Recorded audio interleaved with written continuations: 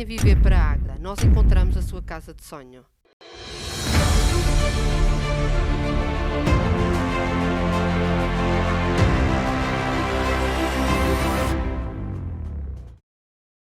Boa noite, está no ar a 42ª edição da Tribuna Soberana com os doutores Gil Nadais e Paulo Matos. Em evidência vão estar alguns assuntos que marcaram a última semana de março. Começamos com as notas iniciais do doutor Paulo Matos. Boa noite. Boa noite, Jorge. Boa noite, Gil. E boa noite a todos os que continuam a ter a paciência, eu digo sempre isto, de ver estas nossas conversas e ouvir. Eu trazia aqui uma recordação relativa à educação em Águeda e ao projeto piloto que o Gil, através de um contrato à época, em 2015, assinou, um contrato interadministrativo chamado Contrato de Educação e Formação Profissional, em que Águeda passava a ser projeto piloto em matéria de educação. E lembro-me que isto foi em 2015, era então Ministro da Educação Nuno Crato, era Ministro Adjunto de Desenvolvimento Regional o Dr. Poiás Maduro, e era Presidente da Câmara Municipal de Águeda o Dr. Gil Nadais. Este contrato foi feito e há aqui uma cláusula, isto em 2015, uma cláusula que diz assim: titularidade das infraestruturas escolares. E o que é que diz isto, grosso modo, para não perdermos muito tempo? Diz que até ao final do primeiro ano de vigência deste contrato, portanto, até 2016, o Ministério da Educação prepara com o município um plano de reabilitação das escolas básicas e secundárias, entre as quais se incluía, obviamente, escolas em Águeda, a transferir após reabilitação para o município. Portanto, as escolas iam ter obras para depois serem transferidas após essa reabilitação. Eu estou-me a referir em particular à Escola Adolfo Portela. A Escola Adolfo Portela, eu não tenho nenhum mandato para representar esta escola. Por acaso foi a escola secundária dos meus filhos, não foi a minha, foi a Marques Castilho, e de que tenho saudades, obviamente, porque seria mais novo. Mas esta escola tem sido o parente pobre, digamos, das obras nas escolas em Águeda. Eu lembro-me que no tempo do José Sócrates, cuja decisão nunca mais aparece, é para 9 de Abril, na Justiça, teve contentores preparados para as obras e depois não teve obras nenhumas, que me recordem, a não ser obras, enfim, de alguma remodelação que a Câmara ajudou a fazer, penso eu, mas não teve obras de fundo. Entretanto, veio o projeto piloto, no tempo do Nuno Crato e estava o Gil na Câmara, e nunca mais houve nada acerca de obras na Adolfo Portela. Mas eu agora, no dia 3 de março, nós recebemos o Diário da República e eu fui ver, há um despacho do atual governo, portanto, estamos a falar de protagonistas políticos diferentes. O Ministro da Educação é outro, é o Tiago Brandão Rodrigues, obviamente, Secretário de Estado do Orçamento e Secretário de Estado da Descentralização e da Administração Local, Jorge Manuel do Nascimento Botelho. O que é que refere a este despacho? Diz que é possível acordos de colaboração para intervenções de requalificação, estou a citar, e modernização das instalações das escolas do segundo e terceiro ciclo do ensino básico e do ensino secundário. No âmbito de programas de candidaturas a fundos, o FEDER, não é? Na parte em que o Portugal tem coparticipação pública, portanto o Governo, e há aqui um conjunto e uma listagem neste despacho de escolas a quem foi atribuído, ou foi celebrado, ou com quem foram celebrados estes acordos de colaboração para intervenção na requalificação dessas escolas. Não está lá a escola Adolfo Portela. De quem é a culpa? Quer dizer, o município atual, o atual executivo andou a dormir acerca desta possibilidade que teve de celebrar acordos, porque está cá a lista e, portanto, alguém falhou nisto. O despacho prevê não só acordos novos com as escolas nos municípios aqui referidos, estou a ver Albergaria à Velha, acordos já celebrados também se aplica ao despacho e, portanto, vão ter dinheiro para fazer obras de requalificação. Estou aqui a ver Oliveira do Bairro, uma escola AE de Oliveira do Bairro.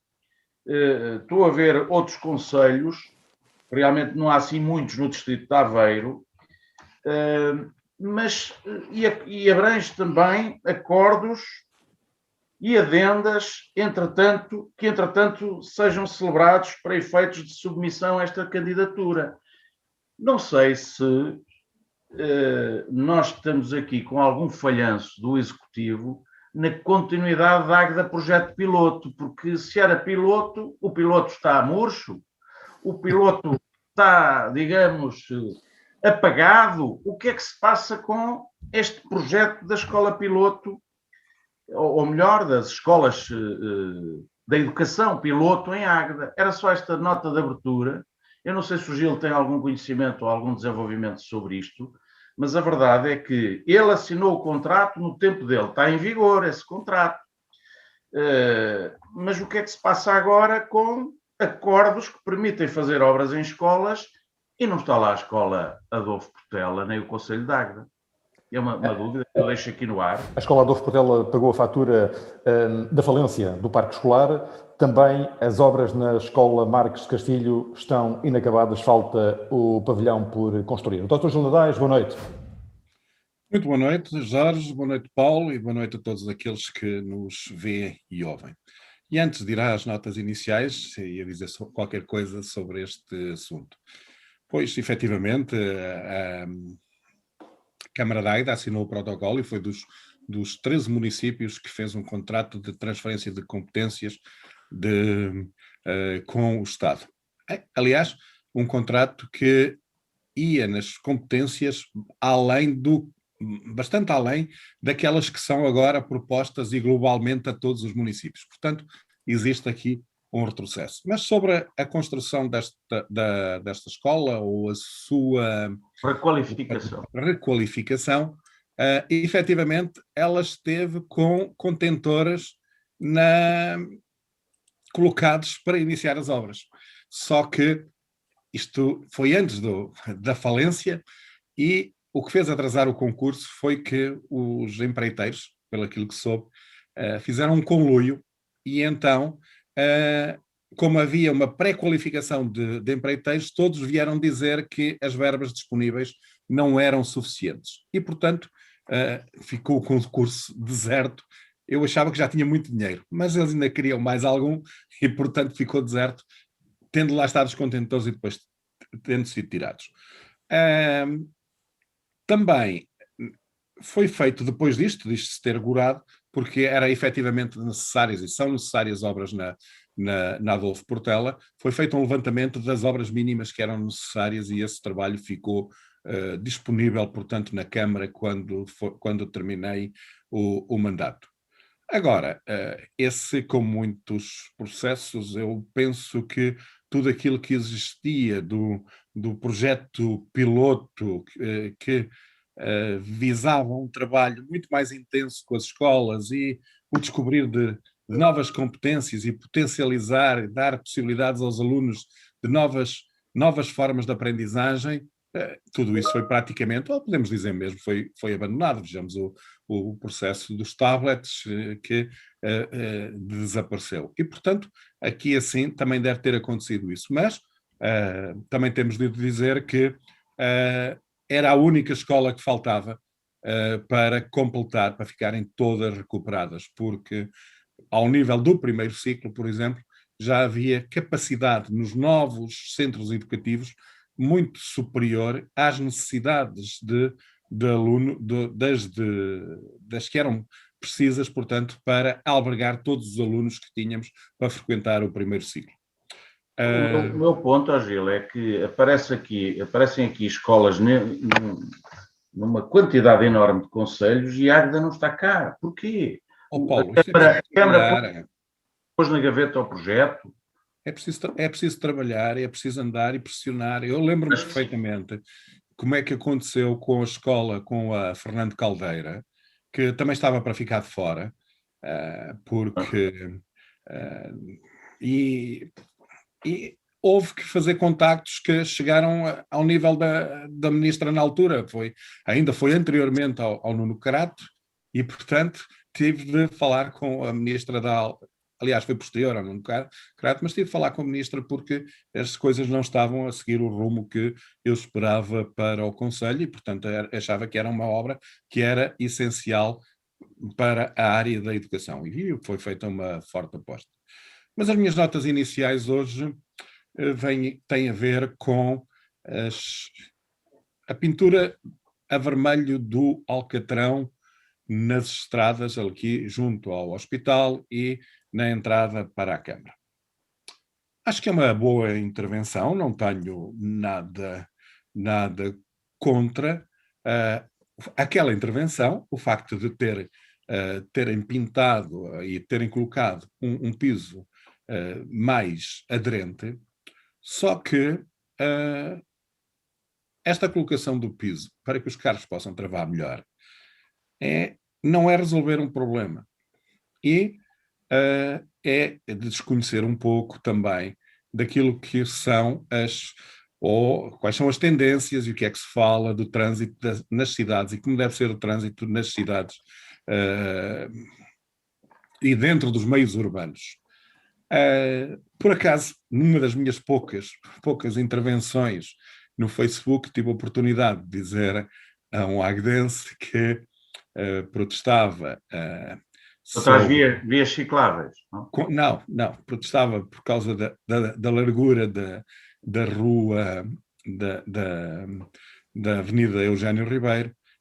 Tive de recomendei-lhe que fosse ler alguma coisa sobre mobilidade urbana e mobilidade suave, portanto, mobilidade dentro das cidades.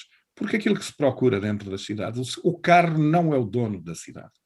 O automóvel tem o seu lugar e tem de ter acessibilidades para fazer com que seja possível a deslocação das pessoas. Só que temos de reduzir a velocidade do carro.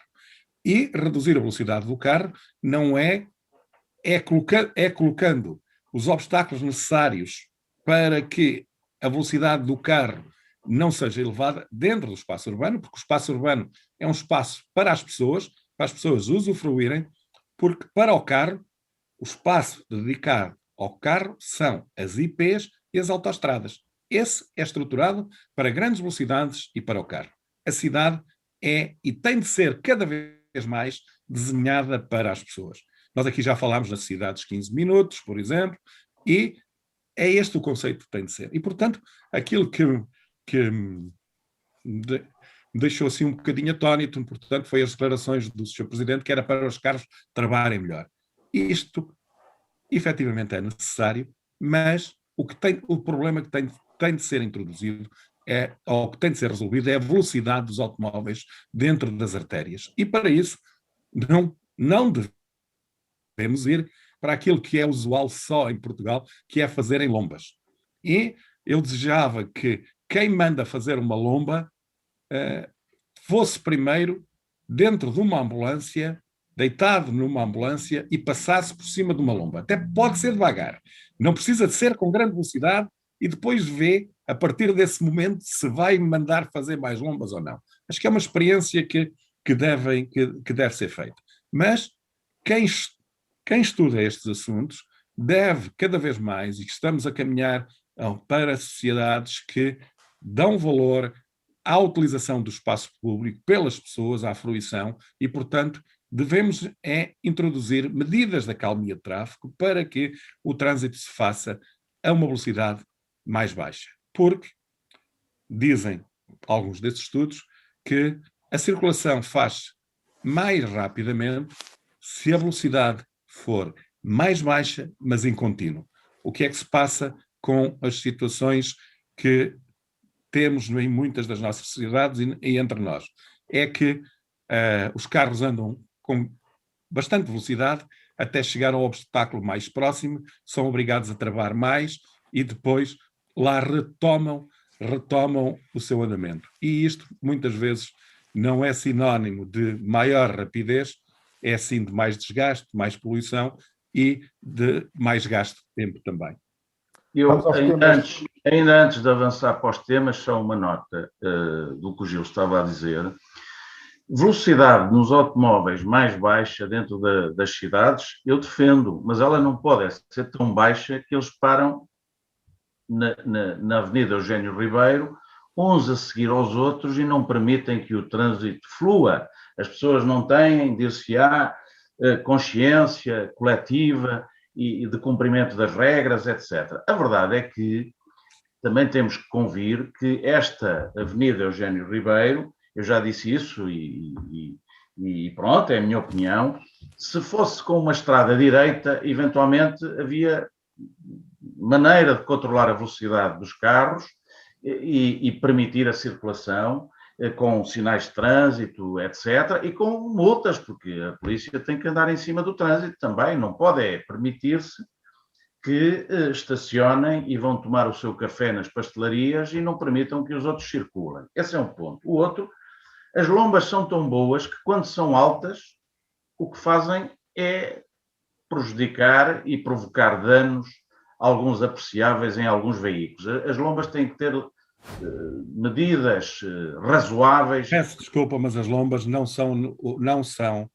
mais adequado. Desculpa, mas é o básico, é aquilo que fazem e é o mais simples para não ter de pensar sobre o ordenamento do trânsito. Então, pois eu sou favorável, mas o que não podemos ter é lombas que temos em algumas freguesias que são verdadeiras montanhas, quer dizer... Desculpa, nós não devemos ter lombas, devemos ter medidas de acalmia de tráfego que sejam estudadas e adequadas aos locais. A lomba não é adequada. Concordo. Só para terminar, as vias cicláveis também é uma medida muito positiva e moderna. Existe, todas as cidades estão a fazer vias cicláveis.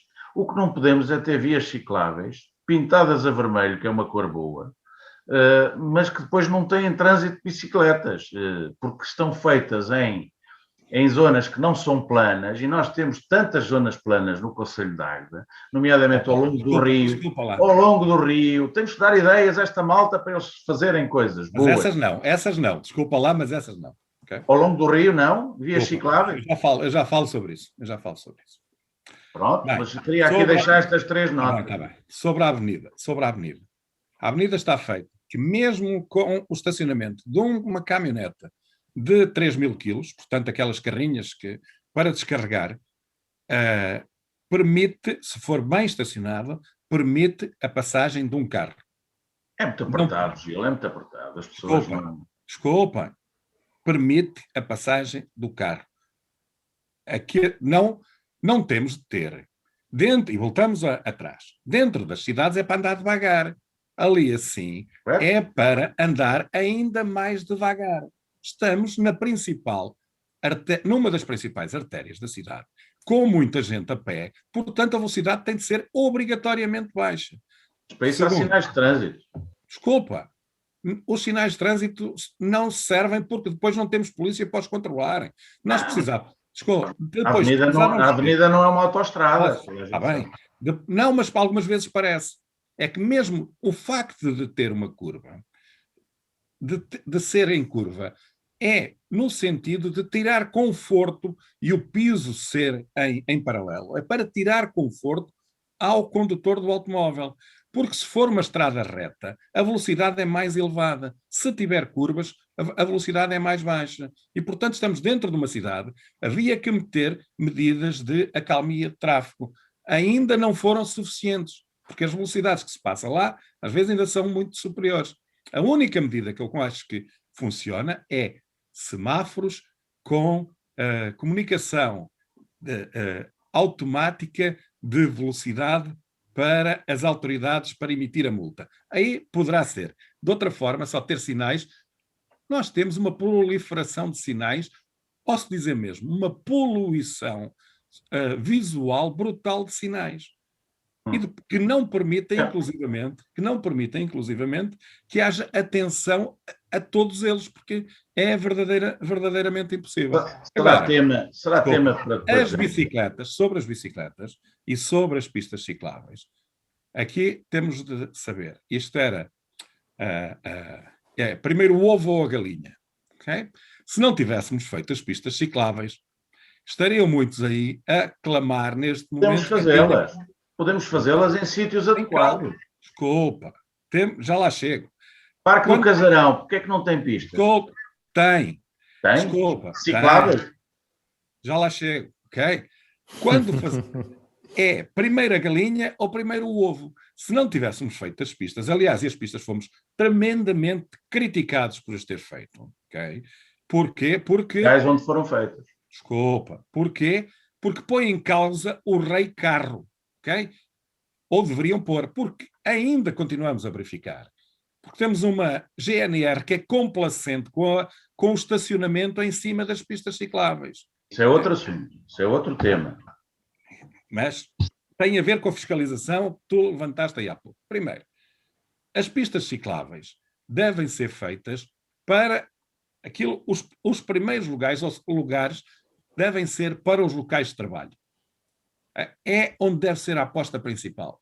Fazer com que as pessoas possam circular de casa sempre que possível para o local de trabalho de bicicleta, se isto for possível. Depois, em Portugal, em Águeda temos o problema da altimetria. Por isso mesmo, Águeda teve o primeiro projeto europeu, e penso que mundial, de bicicletas elétricas de uso partilhado. Porque a bicicleta elétrica... Para a bicicleta elétrica não é importante, ou para o utilizador da bicicleta elétrica não é importante a altimetria. Mas a bicicleta elétrica é mais cara, não é? Desculpa, mas um sistema de bicicletas partilhadas... Toda a gente. Certo. Um sistema de bicicletas partilhados tem um custo reduzido para todos aqueles que a podem utilizar. E aquilo que falta é o hábito de utilizar a bicicleta. Sobre o casarão, estão previstas, pelo menos nos projetos da primeira fase do Parque Empresarial do Casarão, estão previstas pistas cicláveis. Estão previstas lá. Estava tanta coisa prevista para lá, Gil, que depois... até um hotel. Sim, e até um hotel. Desculpa. E um lago. Desculpa. O hotel existe um contrato de promessa de compra e venda para a aquisição daquele lote. Eu conheço perfeitamente o empresário que fez esse contrato para fazer ali um hotel. Portanto, muito bem. Agora, e só para terminar, as pistas cicláveis estão previstas lá. Se as vão fazer ou não, eu, por exemplo, já referi aqui neste programa que não concordo não concordo, mas acho que não está bem irem avançar agora com as infraestruturas da segunda fase e fazerem passeios e pistas cicláveis, etc., na segunda fase, deixando-as da primeira fase, que está consolidada, ou grande parte está consolidada, por fazer estas infraestruturas. Porque, quando forem fazer as obras na segunda fase, as fábricas vão partir grande parte destas infraestruturas e é tirar dinheiro fora. Por isso, agora, Paulo, alguns projetos foram um bocadinho pensados. Já levamos 20... Eu não digo o contrário e não fica a ideia que eu sou contra as pistas cicláveis. Eu acho que há... Andas é pouco. Há desenho urbano, há projetos mais interessantes para as pistas cicláveis do que estas onde elas foram implantadas. Paulo, é como forma de alargar o perímetro urbano e as pessoas poderem dar bicicleta à vontade. Desculpa. Os espaços são cada vez mais multifuncionais e dentro do espaço urbano têm de ser utilizados por todos. Não é pelo carro em detrimento das pessoas e das bicicletas e de outros meios suaves de mobilidade. Okay? O carro, cada vez mais, não é o senhor do espaço. Já levamos 25 minutos na edição de hoje. Vamos aos temas da semana. O Tribunal da Relação do Porto negou provimento ao recurso do Ministério Público que pedia que o vice-presidente da Câmara de Águeda, Edson Santos, fosse julgado no caso da viagem ao Japão. Dr. Paulo Matos, que comentário? A Justiça tem modos de procedimento próprios que nós temos que respeitar. E, portanto, neste caso, houve uma acusação, houve uma instrução que concluiu pela não existência de indícios da prática dos crimes e houve um recurso efetuado pelo Ministério Público relativamente à não pronúncia. Isto é, concluiu-se no Tribunal de Primeira Instância que, portanto, em instrução, que não havia prova suficiente que permitisse que o Edson fosse condenado em tribunal. O Edson ou qualquer cidadão que numa instrução ou que é submetido à fase de instrução.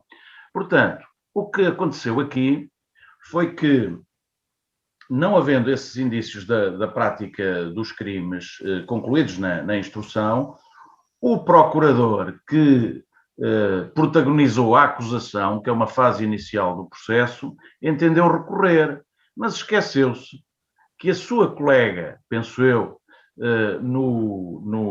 na instrução, colega do Ministério Público, tinha defendido que não havia indícios para submissão do Edson a julgamento. Portanto, há aqui uma contradição entre protagonistas do mesmo órgão judicial, que é o Ministério. E, portanto, o Tribunal de Recurso, o Tribunal da Relação, disse simplesmente que não havia interesse em agir, isto é, o Ministério Público, que defendeu a instrução que não havia indícios, não podia recorrer na decisão. Havia indícios, portanto, é esta a contradição nos termos que eu vejo nesta decisão, mas é o funcionamento normal das instâncias judiciais. Portanto, não é um problema relativo à questão de fundo, porque a questão de fundo parece-me que ficou resolvida, de acordo com o que eu leio nos jornais, porque eu não tive acesso à decisão ou às decisões, nem àquilo que consta do processo. A questão de fundo ficou resolvida porque ficou demonstrado na primeira instância, na instrução, que houve delegação de competências no Edson para ele viajar. Se houve delegação de competências, ele estava legitimado a viajar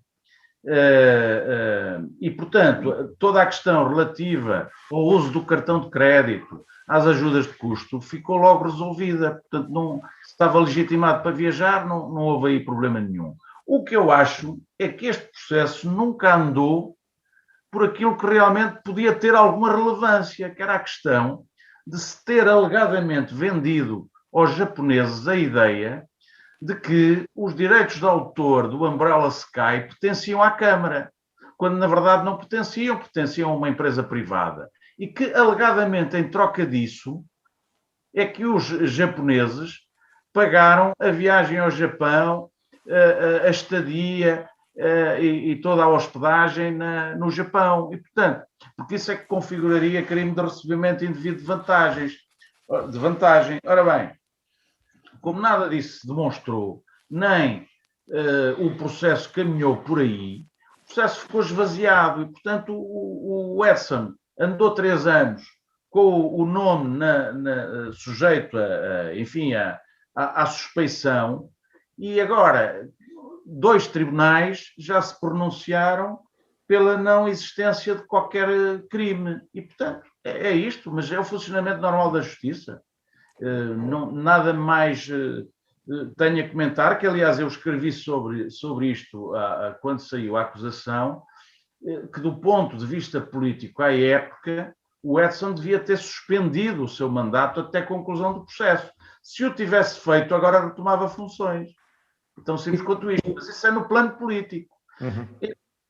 Continuar as funções, continuou, e os tribunais vieram a dar-lhe razão, e, portanto, não podemos olhar para os tribunais como um jogo de fortuna e azar.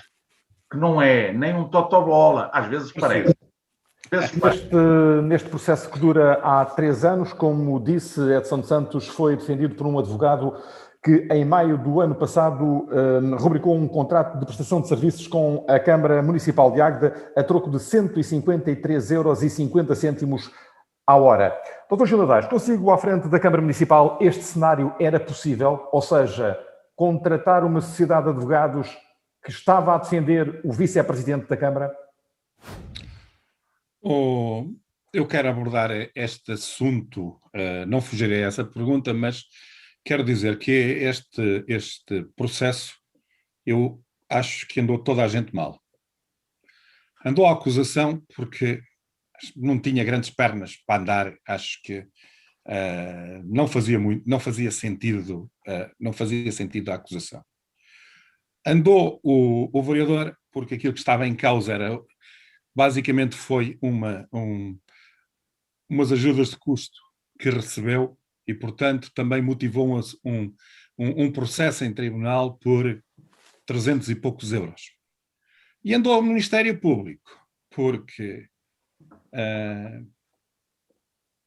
andou o tempo que andou com este processo, okay? E depois ainda recorreu, mesmo com contradições internas, como o Paulo Matos diz. Isto é um mau sinal para a Justiça.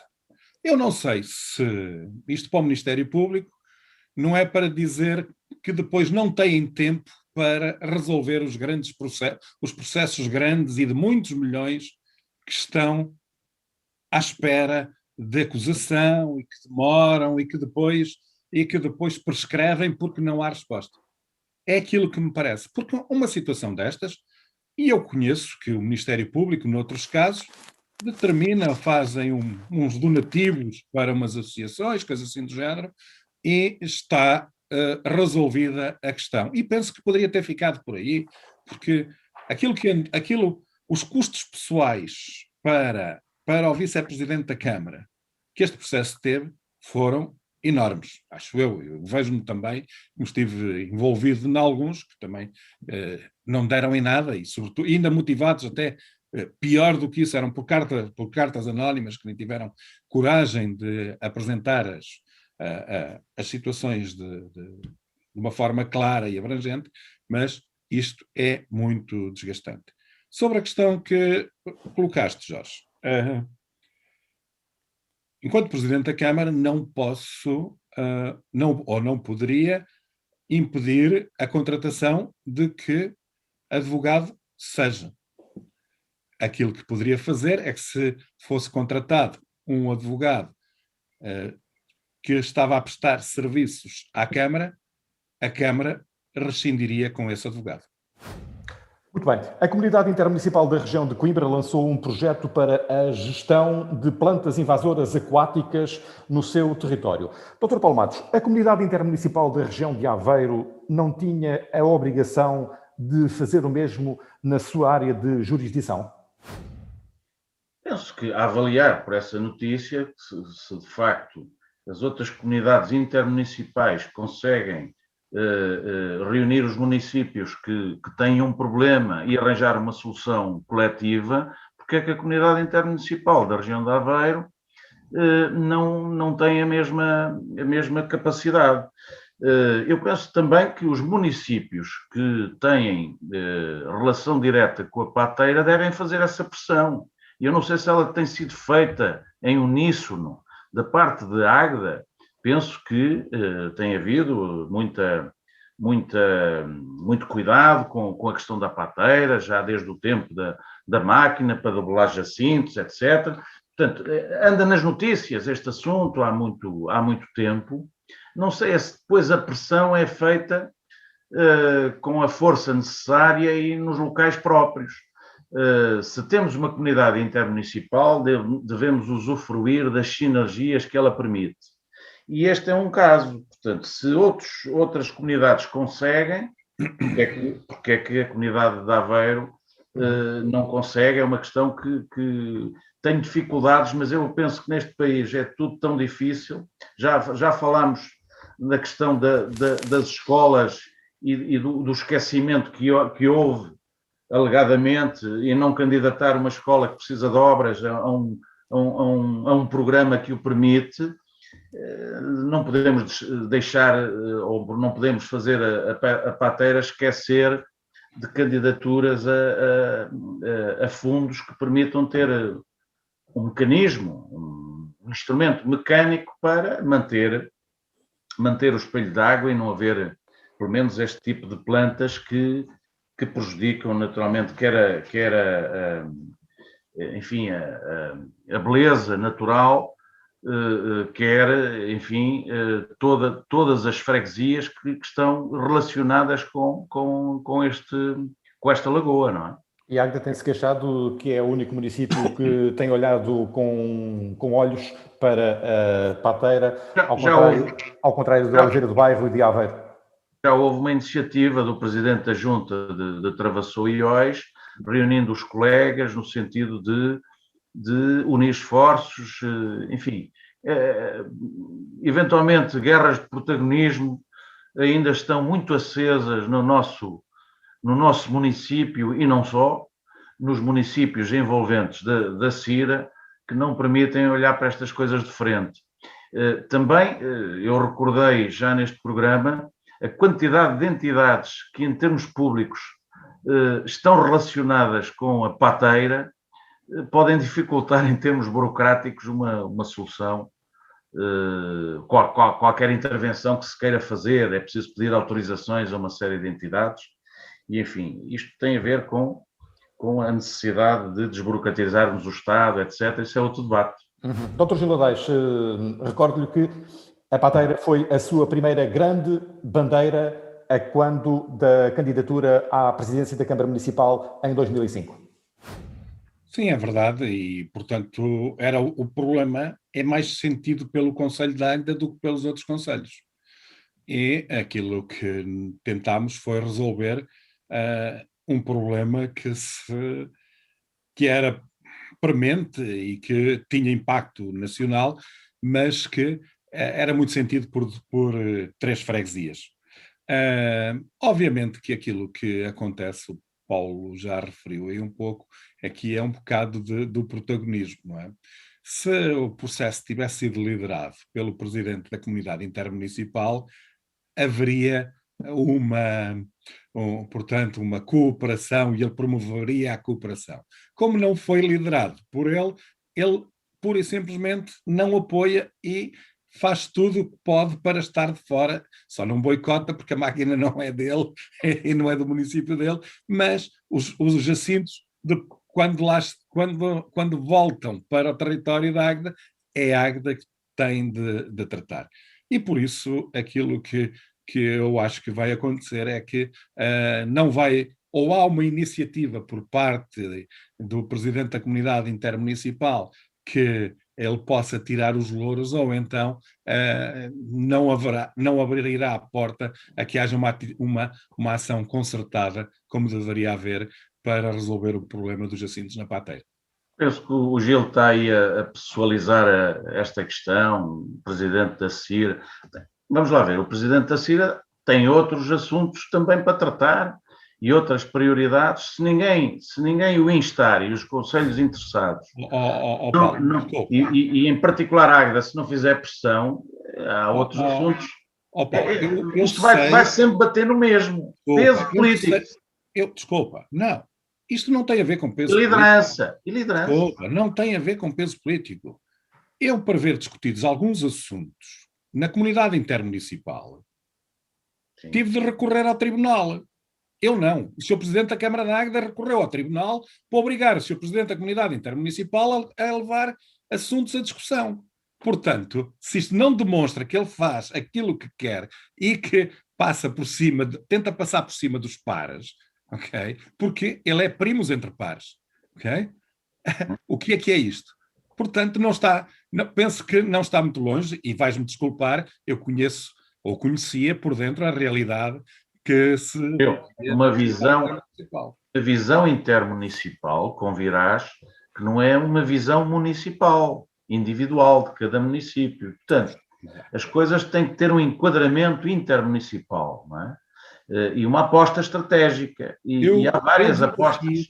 Não, eu desafio-te a fazer uma análise cuidada dos investimentos e da forma como são geridos os investimentos na comunidade intermunicipal e depois concluís qual é o racional que está por baixo. É um estudo que falta fazer, realmente. Só com base num estudo é que nos Exato, podemos mas eu não preciso de pronunciar. Eu tenho as minhas conclusões. Acompanhei de perto e vi. Já são antigas essas conclusões. Exato, por isso é que eu digo. Mas não deve ter alterado nada. Não deve ter alterado nada. Não me consta. Bom, falaram aí em Ribal Esteves, indiretamente. Aveiro vai ser a primeira Câmara do país a sair do procedimento de ajustamento financeiro 4 anos antes do previsto. Está cumprido o importante compromisso assumido com os cidadãos e com Aveiro por parte da liderança de Ribal Esteves em Aveiro. E agora vamos para as notas agora, finais. Jorge, tu trouxeste esse assunto, antes de entrar nas notas finais. O Sr. Presidente da Câmara de Aveiro é um ótimo presidente, porque tenta conjugar todos os meios para servir o seu município. Como fez o Dr. Gil Nadais quando foi Presidente da Câmara. Claro. Como deve fazer qualquer Presidente de Câmara. Claro, mas só que tentava respeitar mais a diversidade. Okay? Pois, mas é preciso peso político. Isso cria-se com o tempo. As decisões tomadas lá, em termos de comunidade intermunicipal, aquilo que tem de haver é respeito democrático, mais nada. Muito rapidamente, estamos na reta final e antes das notas finais, Dr. Paulo Matos, o que é que acha que vai acontecer no caso Sócrates? O ex-primeiro-ministro vai ou não a julgamento? Essa é uma pergunta muito difícil. Assuntos de tribunais, eu disse há bocado que não era um jogo de fortuna e de azar, nem deve ser encarado como uma lotaria. As coisas são como são, ou há prova ou não há prova. E, portanto, os tribunais nem sempre decidem como nós queremos ou como nós... E, portanto, é uma incógnita muito grande, sendo certo que se efetivamente o Sócrates não for, enfim, condenado, se não for a julgamento pela maior parte dos crimes de que vem acusado, será sempre uma derrota para a justiça, porque tantos anos a marinar sobre esta suspeição, sobre esta acusação e depois ser, como pode ser, não é? Como pode ser ilibado por falta de indícios, nomeadamente de corrupção, será sempre uma derrota para a justiça. Mas deste ponto de vista da expectativa criada, não do funcionamento da máquina judicial, porque a lei é como é e o direito ainda está muito preso a formalismos e por formalismos se ganha um processo, por formalismos se perde. E as questões de fundo ou de substância muitas vezes ficam no limbo da ética ou da falta dela que o direito não resolve. Dr. Gil Nadais, o comentador da SIC, Marcos Mendes, disse no Jornal da Noite de domingo passado que se Sócrates for a julgamento é uma vergonha para a política e se não for é uma vergonha para a justiça. Concorda? Sim, genericamente, sim. Agora, eu acho que aquilo que tem de ser apurado é a verdade dos factos, se é possível chegar a ela. Porque aquilo que vemos é umas teias muito grandes. Agora, há uma coisa que Sócrates já não escapa. É um julgamento público. Já foi julgado e condenado há muitos anos. Notas finais, Dr. Paulo Matos. Notas finais, lançava aqui, era só parabéns à inauguração da obra dos bombeiros. Penso, houve aqui uma pequena, não sei se foi falha, não é? Deviam ter, não sei se convidaram o senhor de 16 anos à frente dos bombeiros, certamente deixou a sua marca e a sua obra. Não sei se foi convidado e não foi, as notícias dizem que não esteve presente. Acho que estas coisas devem sempre fazer-se do ponto de vista institucional. Não penso que esta inauguração enfim, foi feita agora porque havia eleições, ou porque há eleições também para os órgãos sociais dos bombeiros, mas podia ter sido feita daqui a 2 ou 3 meses, com alguma possibilidade de abrir mais à população que agora está confinada e não pôde festejar esta sua... Porque, no fundo, uma obra dos bombeiros é sempre uma obra para além de quem a leva a cabo, ou com os apoios da autarquia que, embora tardios, existiram, não é? E temos que convir que foram importantes, porque aos 600 mil somaram 250 mil e, portanto, foram uma ajuda preciosa para que a obra fosse possível.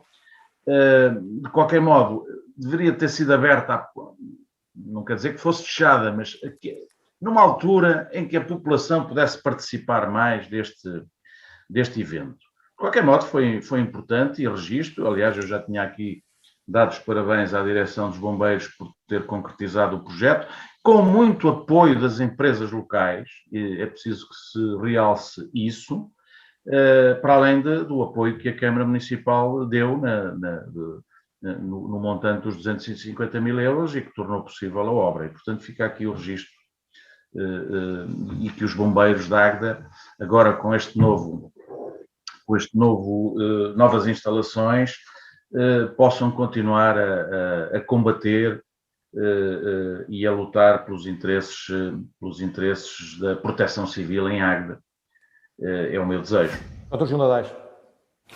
Pois, eu tive, como Presidente da Assembleia Geral, estive presente na cerimónia e, obviamente, que teria sido muito melhor ter as portas abertas para que toda a população pudesse participar. Só que isso não se sabe quando é que pode ser feito. Não se sabe se vai ser daqui a 1 ano, daqui a 3 meses, daqui a 2 anos, qual vão ser as regras da aproximação, o que é que nos espera. E a direção entendeu, e no meu entendimento bem, fazer isso no decurso do seu mandato. Obviamente que teve de fazer uma restrição enorme em termos de convites, porque, embora aquele salão nobre seja bastante grande, as regras do distanciamento social obrigam a 2 metros para cada lado e, portanto, tiveram de ser só meia dúzia de pessoas que puderam participar ali em loco. Mas, obviamente, que teria sido uma cerimónia, e todos gostaríamos que tivesse sido uma cerimónia onde a população pudesse estar e pudesse ver muitos deles reconhecidos, sentir o reconhecimento pela contribuição que fizeram para aquela obra. As minhas notas finais têm-se a ver com um investigador de Águeda, o André Furtado, que foi distinguido na Universidade do Porto pelo métodos construtivos que está a desenvolver para a construção antissísmica e recuperação de edifícios. E isto para dizer que a recuperação de edifícios e a reabilitação urbana está na ordem do dia, a construção também, e é uma área em que temos de evoluir muito. Outros países já entraram, por exemplo, nos edifícios near zero, ou seja, que quase não necessitam de energia, quase não consomem energia para o seu funcionamento. Aqui ainda continuamos com técnicas construtivas bastante ancestrais, podemos assim dizer, que nos fazem com que tenhamos umas casas muito rígidas, mas simultaneamente muito quentes no verão e muito frias no inverno. Por isso, é um paradigma que também teremos de rever, porque outros, já há bastantes anos, fazem coisas onde é possível estar fresco no verão e quente no inverno, sem envolver enormes consumos de energia. Portanto, formas muito mais sustentáveis de estar em casas, nas casas, e de fazer a construção muito mais adequadas à preservação do planeta. E não é a primeira vez que André Furtado é distinguido na sua área de intervenção, um agdense a ter em conta. Ponto final na Tribuna Soberana número 42. Esperamos por si aí desse lado na próxima semana, conectado no Facebook, no YouTube ou no Spotify. Boa noite e boa Páscoa.